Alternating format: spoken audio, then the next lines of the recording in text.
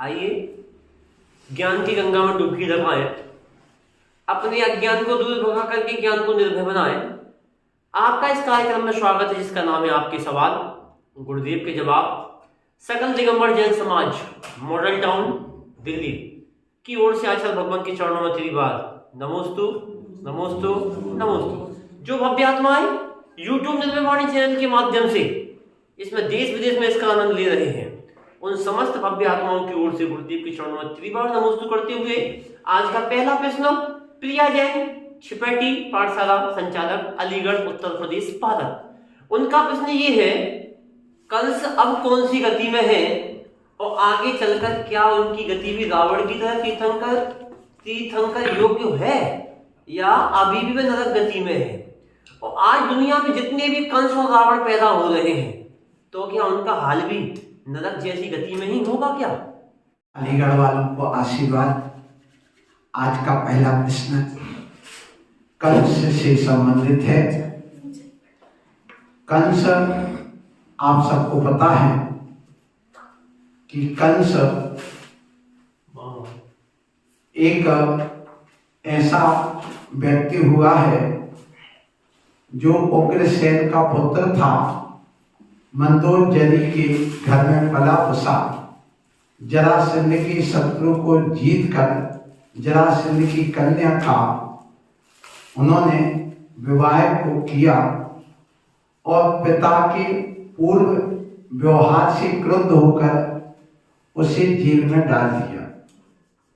अपनी बहन देवकी वासुदेव के साथ गुरु दक्षिणा के रूप में परिणाई गई और इसके बाद में उसने मरण को अंशिका से देवों के 6 पुत्रों को मार डाला। एक को नहीं, कितने? 6 पुत्रों को मार दिया। अंत में देवकी के 7वें पुत्र कृष्ण द्वारा वह स्वयं मारा गया। इसलिए ये एक महापुरुष तो थे, महापुरुष होकर के भी जब उन्होंने 6 पुत्रों को मार डाला तो वो नरक चला गया। तो उस बिटिया का प्रश्न है कि आज भी ऐसे कंस हो रहे हैं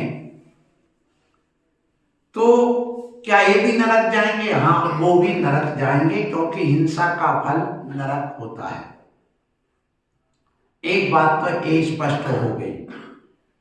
दूसरी बात ये है कि ऐसे व्यक्ति इस कलिकाल में ज्यादा होते हैं।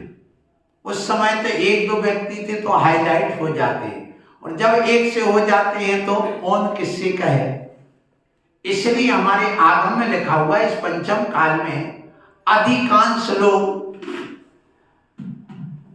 यहां मनुष्य पर्याय को प्राप्त करके गलत कार्य करके और ये नरक और निगोद की यात्रा ही करेंगे।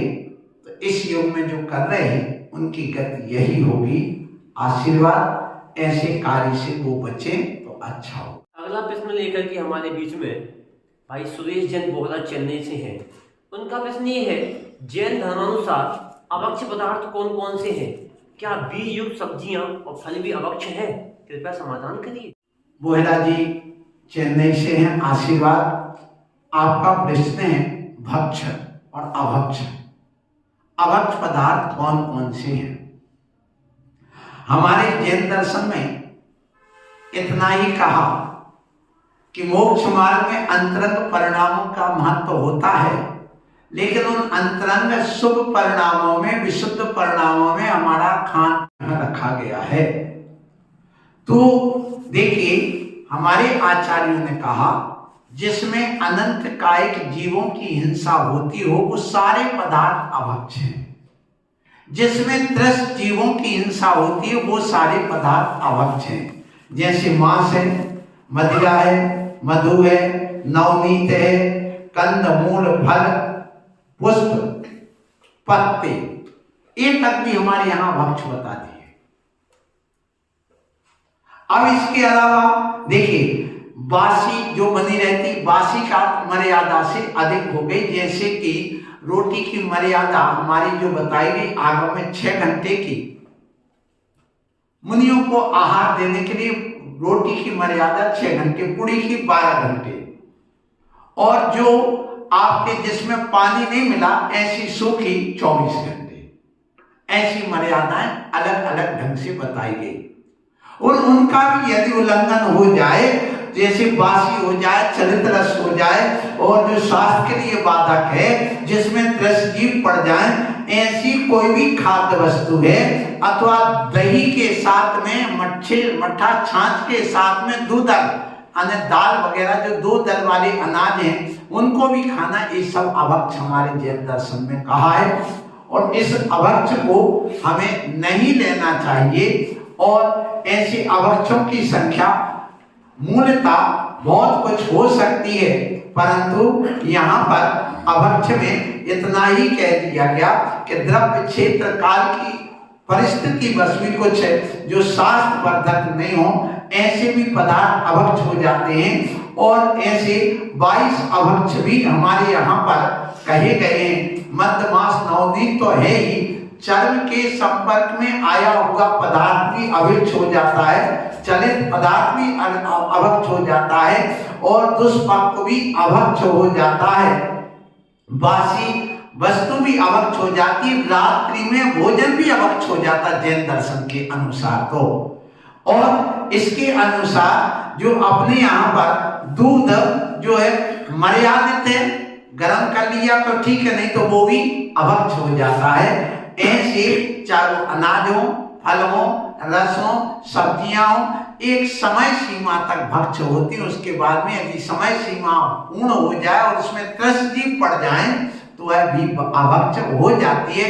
इसलिए मर्यादा द्रव्य क्षेत्र काल का पूरा ध्यान रखते हुए उस चीज का सेवन करना चाहिए और इन अभक्ष से बचना चाहिए। और गृहस्थ जो करता है वह यदि कोई मांसाहारी दुकान भी है उस पर भी जाकर के भी भोजन करता तो वह भोजन भी उसका अभक्ष हो जाता है।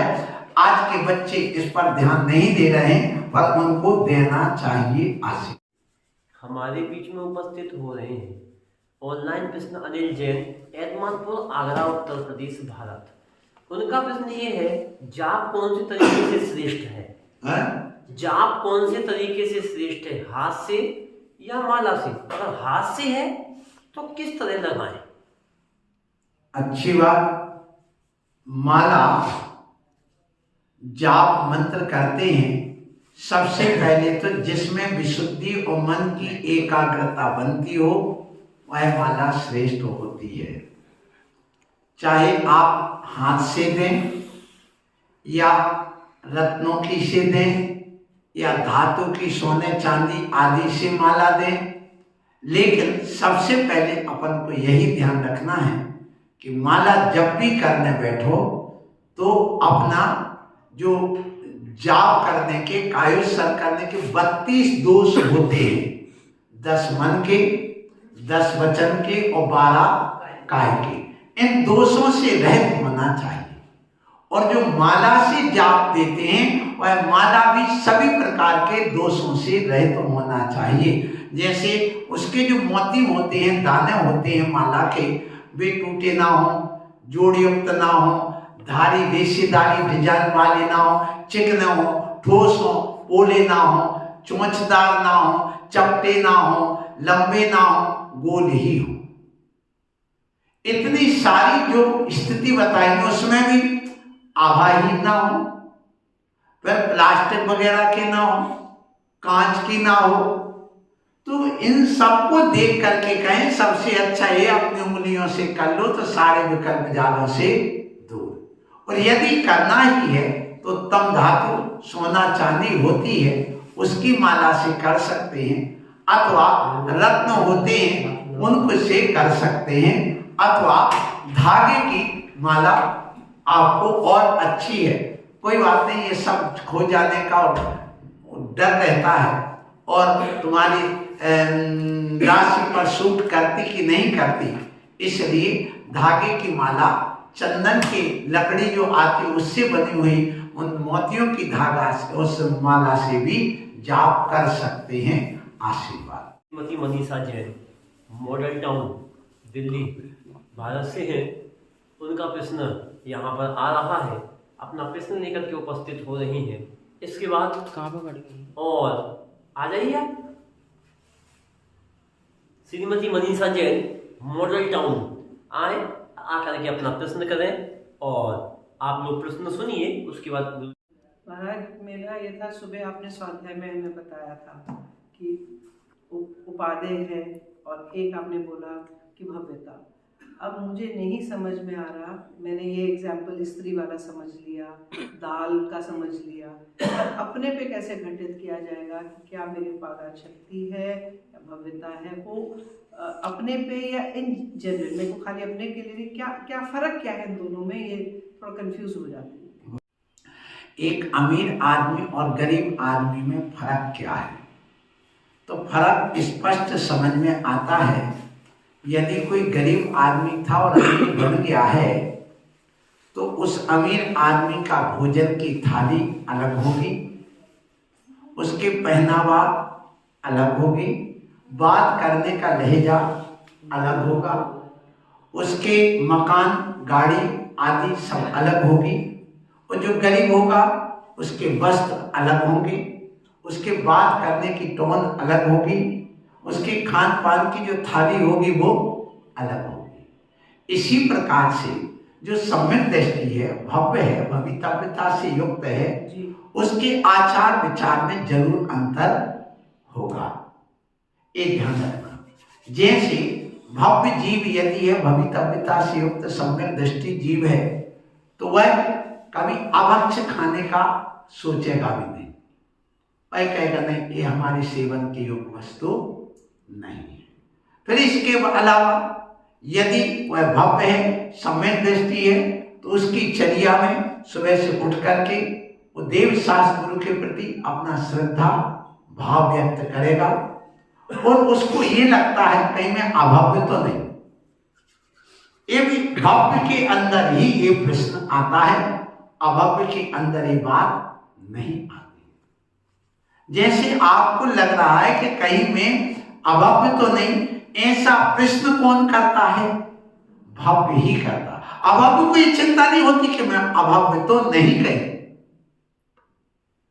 इससे ये सिद्ध होता है कि भव्य व्यक्ति ही देव शास्त्र गुरु के प्रति आस्था रख करके अपनी स्वयं की चिंता करता। भले 24 घंटे में एक बार करे, 2 बार करे, 3 बार करे। जैसे कोई व्यक्ति ने, व्यापारी ने दुकान खोली है तो दिन भर ग्राहक नहीं आते।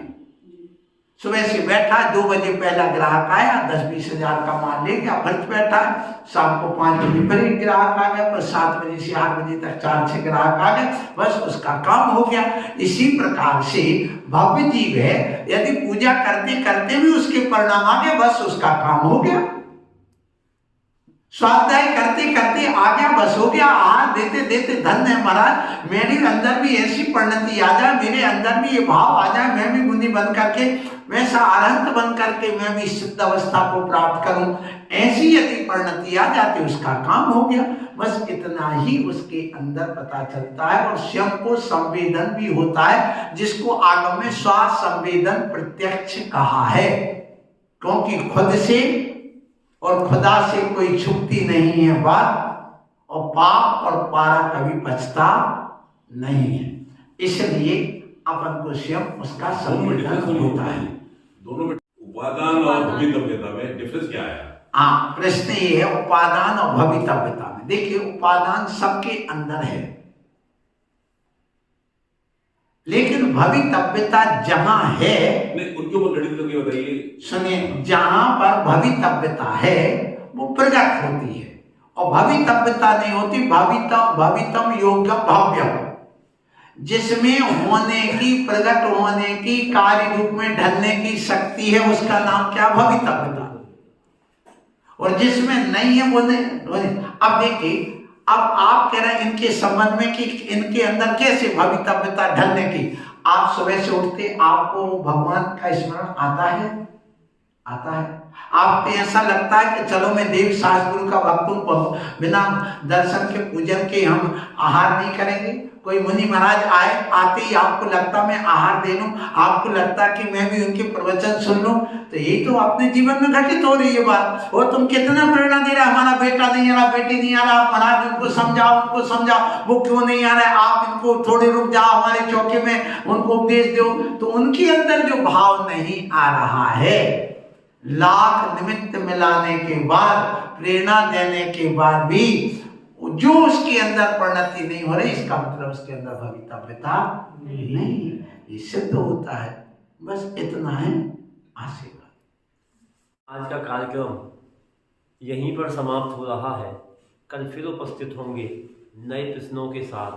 क्या रहेगा किसी का प्रश्न, ये कल के एपिसोड में यहीं से मॉडल टाउन से उपस्थित होंगे। तब तक के लिए आप सकल दिगंबर जैन समाज की ओर से आचार्य भगवान के चरणों में तेरी बात नमोस्तु।